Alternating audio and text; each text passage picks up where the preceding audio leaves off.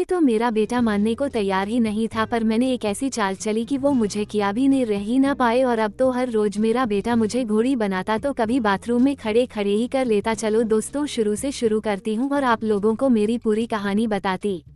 Hello दोस्तों, स्वागत है हमारे चैनल की। दोस्तों, मेरा नाम अंजना है और मैं मुंबई से हूँ। यह मान की कहानी मेरे और मेरे बेटे के बीच में हुई की कहानी है। मेरी शादी बहुत कम उम्र में हो गई थी। मेरे पति, जिनका नाम हरीश है, वे उम्र में से 12 साल बड़े हैं। मेरे बेटे का नाम प्रमोद है। अभी मेरी उम्र 32 साल है, पति की उम्र 40 साल है और बेटे की 17 साल है। एक दिन मैंने माँ बेटे की कहानी पढ़ी और सोचा कि क्या ये भी हो सकता है। अगर यह हो जाए तो मुझे घर में ही मिल सकती है मेरे पति से। तो ऐसे भी कुछ होता नहीं है, वे बूढ़े हो गए हैं। अब मुझ पर झड़ने के कुछ मिनट में ही उनका काम तमाम हो जाता है, तो क्यों ना मैं बेटे को ही सेट कर लो। उस दिन से मैंने सोचना शुरू कर दिया कि अपने बेटे को कैसे तैयार करूं। मैंने इस योजना को कार्यरूप देने के लिए काफी सोचा और अंत में माँ बेटे की स्टोरी पढ़ना और उनमें दिए गए आइडिया पढ़कर तय करने लगी कि कौन सा आइडिया सही रहेगा। कुछ दिनों बाद मुझे एक आइडिया मिल गया और मैंने उसे ही चुन लिया। अगले दिन जब पति ऑफिस चले गए तब मैंने अपनी साड़ी निकाल दी और नाइटी पहन ली। मेरा बेटा हॉल में बैठा था।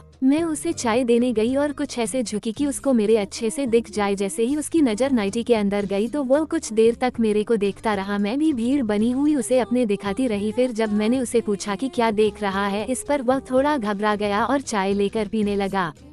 जैसे ही मैं मुड़कर जाने लगी, उसको पीछे से मेरी में नाइटी घुसी हुई देखी गई। मैं कुछ देर अपनी मटका हुई उधर कुछ काम करने लगी और फिर अंदर चली गई। तब मैं छिपकर अपने बेटे को देखने लगी कि वह अब क्या करता है। मुझे लगा कि यह ऐसे कभी तैयार नहीं होगा, वह मेरे साथ यह सब करने से डर रहा है। फिर मैं कुछ सोचकर बाजार गई। उस दिन मेरी किस्मत भी मेरे साथ ही मेरे पति को किसी काम से ऑफिस में ही रुकना पड़ गया। मैं बेटे से बोला, आज तेरे पापा नहीं है तो तू आज मेरे साथ। सोचा उसने मेरी तरफ देखते हुए कहा, ठीक है। रात मेरे बेटा आंख बंद करके लेट गया। मैंने अपनी आंख को हल्के से खोलकर देखा तो मेरा बेटा सोने की कोशिश कर रहा था, पर उसे नींद नहीं आ रही थी। शायद उस पर टैबलेट का असर होने लगा था, इसीलिए उसे कुछ बेचैनी सी हो रही थी। लेकिन मुझे याद ही नहीं था कि मैं उसके बाथरूम के बाहर खड़ी हूँ और वह कभी भी आ सकता है। इस बात का जैसे ही मुझे होश आया, मैं झट से खुद को ठीक करके वापस अंदर झांकने लगी। मैं कुछ सौंपकर जल्दी से बाथरूम में घुस गई। मुझे अंदर आया देखकर वह एकदम से डर गया। मैंने उससे कहा, ये क्या कर रहा था? तो वह डरते डरते बोला, कुछ नहीं मम्मी, मेरे में वध हो